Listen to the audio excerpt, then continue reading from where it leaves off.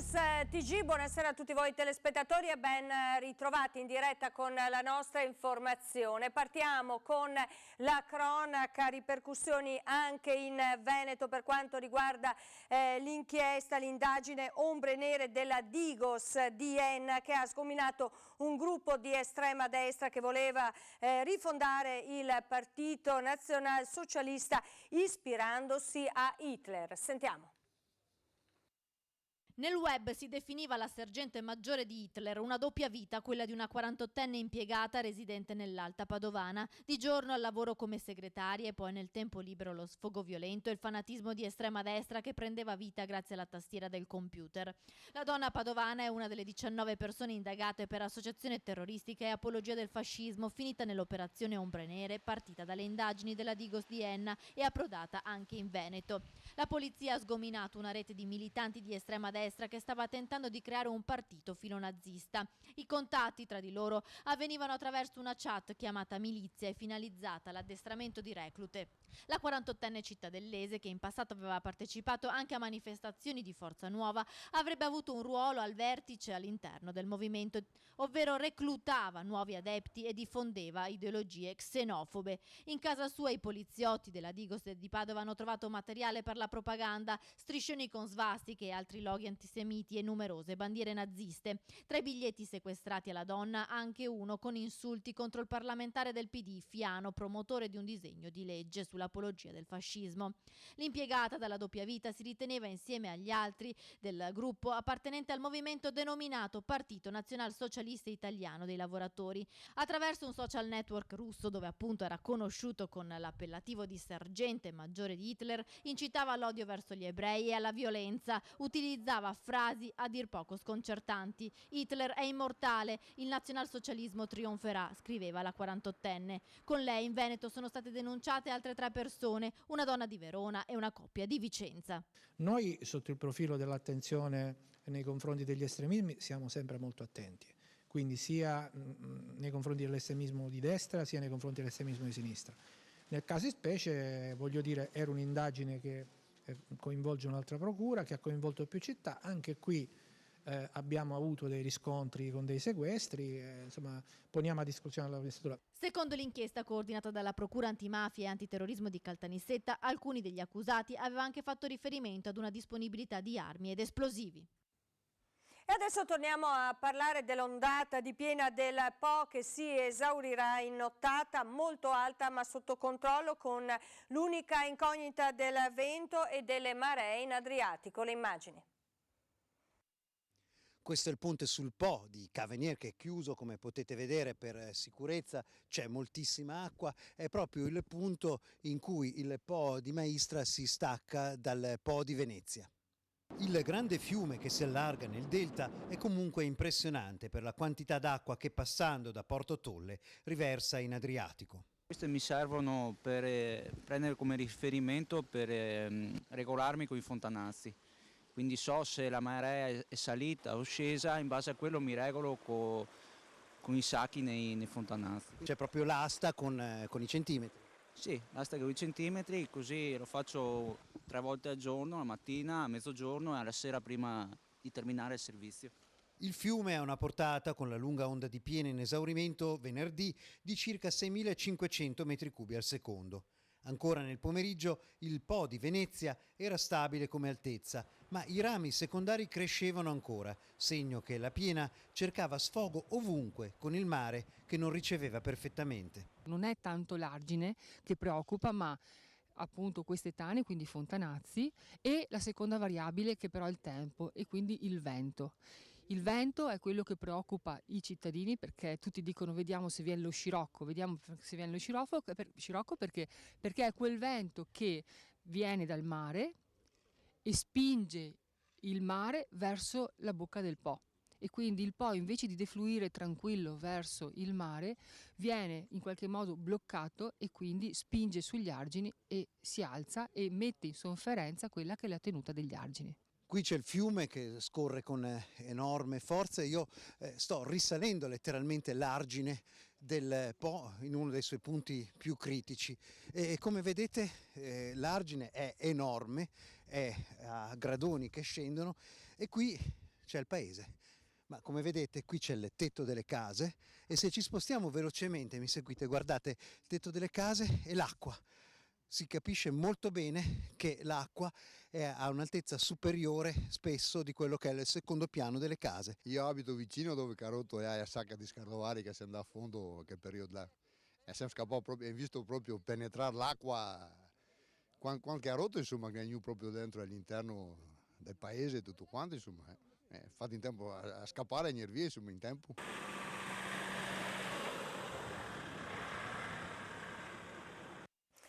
E quando una piena è importante, la prima preoccupazione è sicuramente la tenuta degli argini. A questo proposito vanno messi costantemente sotto controllo i fontanazzi.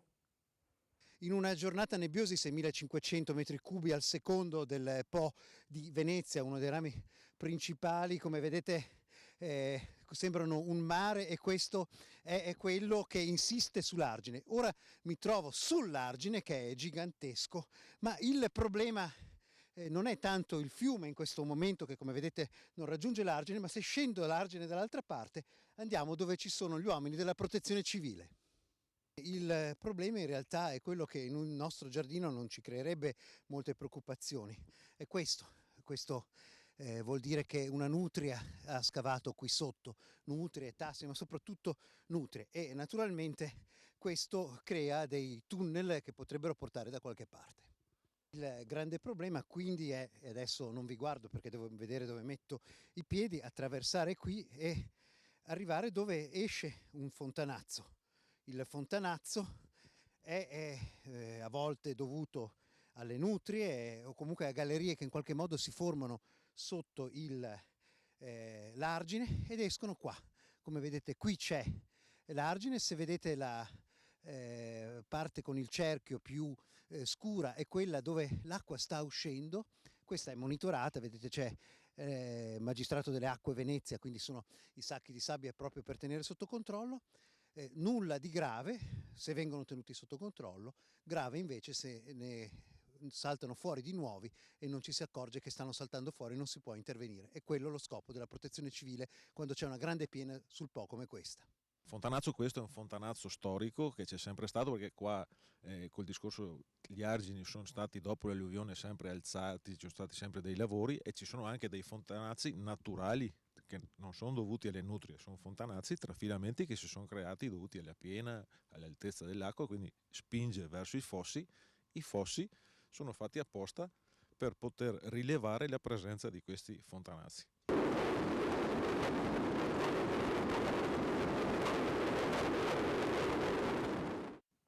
Ci fermiamo adesso per qualche minuto, torniamo tra poco, vi aspetto.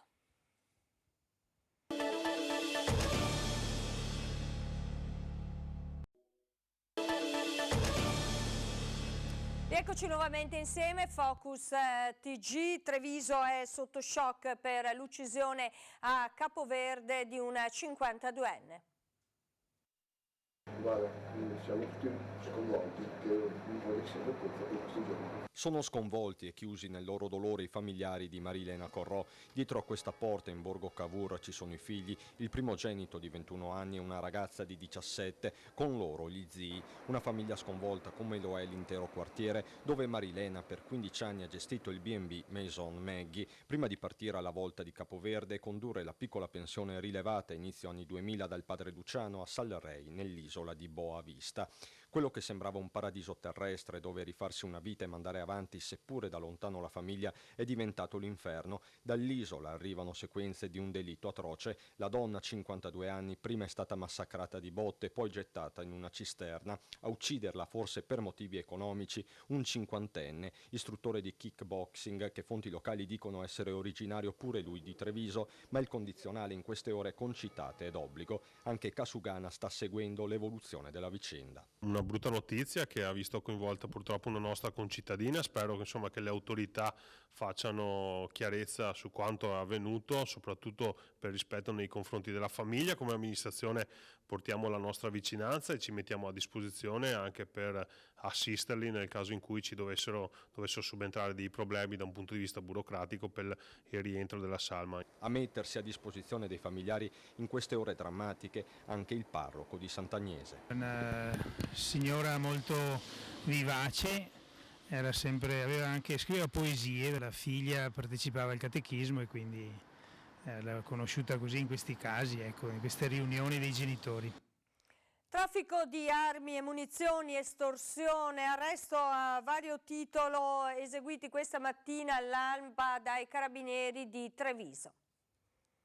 13 pistole di vario calibro e 5 fucili scomparsi da un'armeria di San Zenone degli Ezzelini nel Trevigiano. Proprio una di queste pistole era stata usata a gennaio scorso per l'omicidio di Venezia, quando Ivano Gritti venne ucciso nella sua abitazione alla Giudecca, si disse allora, per motivi legati alla custodia di un cane. Le armi erano armi letteralmente inizialmente cedute, poi quasi pretese. Perché una volta che si instaura un certo rapporto tra i due complici, poi alla fine c'è anche la richiesta pressante di altre armi. E certo, da un'armeria l'approvvigionamento è facile. 4 le persone arrestate, tra cui proprio lo stesso 42enne titolare dell'armeria di San Zenone, che già nel 2011 era finito nei guai sempre per traffico illecito di armi a livello internazionale. Sono persone venete, a parte un albanese.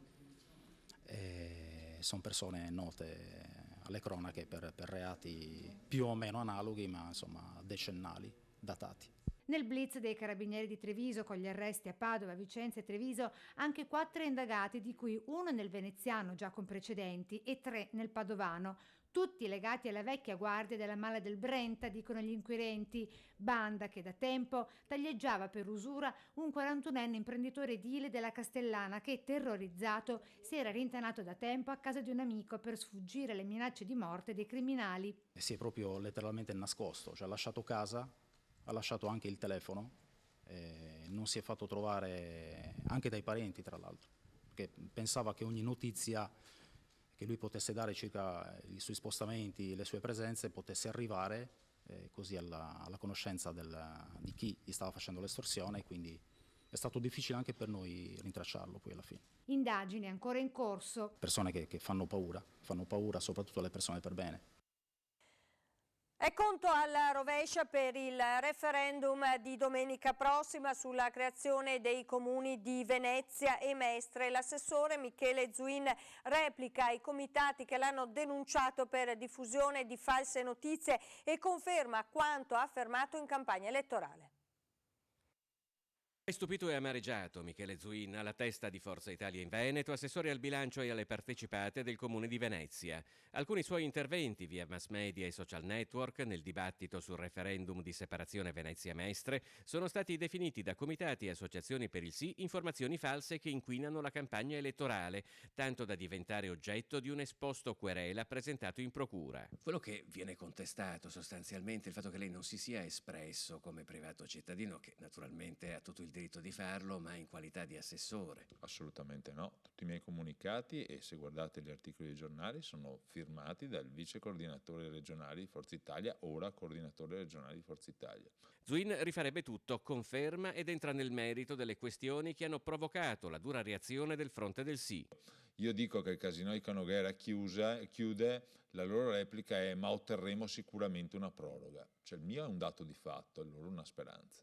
Sostengono che è una SPA, per cui teoricamente non è più vincolato ai confini comunali. Ma assolutamente no. La licenza e l'autorizzazione è del Comune di Venezia, non della società.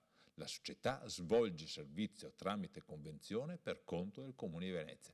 Vede che questi sono errori proprio grossolani, gente che neanche legge le carte. Altro tema caldo che aveva infiammato il dibattito referendario era stato quello sul presunto aumento di prezzo dei biglietti ACTV dopo la separazione. Io ho semplicemente fatto delle stime sulla base di quello che succede oggi nel Veneto con i comuni vicino a Venezia, e ho semplicemente riportato queste tratte e il costo di queste tratte, per cui dati veri, incontrovertibili, a meno che anche qui loro usano la speranza rispetto a quello che c'è effettivamente sulla carta, citando la Lombardia o altre cose, che però non è il Veneto e non è la provincia o la città metropolitana di Venezia. Ci fermiamo adesso per una brevissima pausa.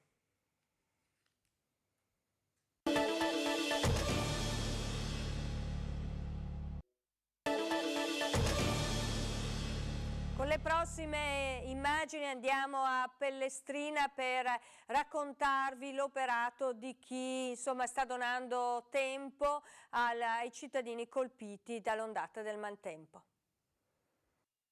Mentre il direttivo della Proloco del Lido Pellestrina sta procedendo alla consegna degli aiuti raccolti, in tanti si vogliono aggiungere a questa bella onda di solidarietà. Grazie alla Pesceria Italiana che ci ha permesso di caricare tutto nei loro tir, siamo arrivati a Pellestrina e finalmente possiamo consegnare agli abitanti che ne hanno bisogno quanto i ridesi veneziani hanno pensato di dedicare a loro. Sono stati già raggiunti in vari modi più di 25.000 euro.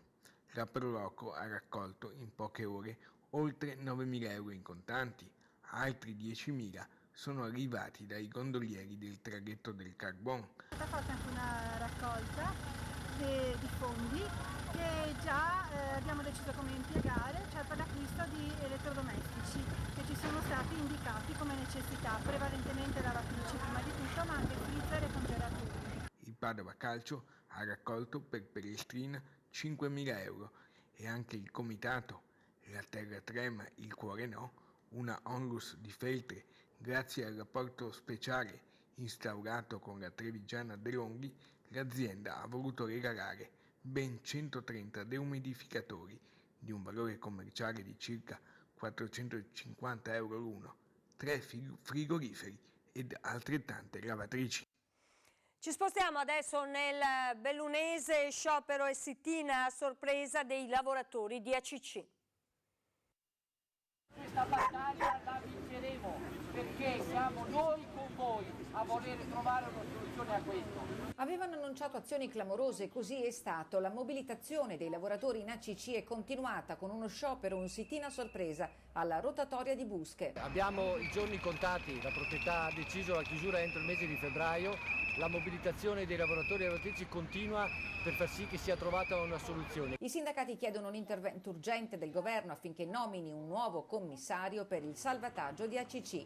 Questa iniziativa è l'ennesima e forse la prima per alzare ancora di più l'asticella e l'attenzione nei confronti del governo e nei confronti delle autorità sia locali appunto, sia provinciali, regionali e quindi nazionali. In programma c'è una grande manifestazione organizzata per il prossimo 11 dicembre con un corteo che partirà da Melle che raggiungerà lo stabilimento dove si terranno i comizi. Questo è solo l'inizio, molto probabilmente l'escalation degli scioperi, delle manifestazioni saranno anche più importanti. Chiediamo la solidarietà della popolazione bellunese ma anche di tutto il Veneto. È tutto, grazie per l'attenzione, a tutti voi una buona serata e arrivederci.